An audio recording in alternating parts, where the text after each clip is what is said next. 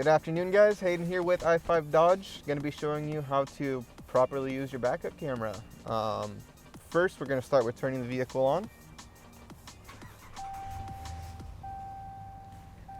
In some vehicles, the only way to get the backup camera is by putting the vehicle in reverse. However, Dodge got smart and said, what if you want to see behind you without going in reverse? We have a backup camera section. So the backup camera, one really important thing is if you're looking to align it with a tow hitch, you can actually zoom in and align it straight with your bumper. You also have a guidance line in the middle. It's where if you're backing up, it'll help you back up directly with whatever you're towing.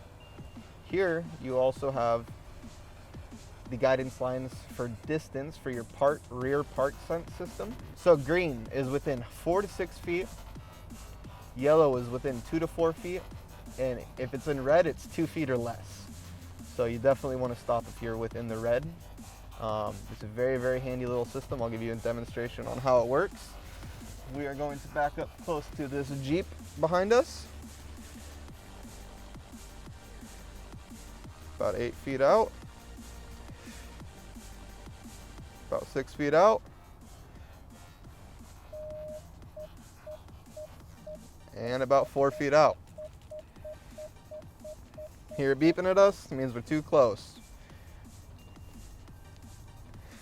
And that is how you use your backup camera. Thank you for your time. If you guys liked this video, please leave a thumbs up and subscribe for more. Have a great rest of your day.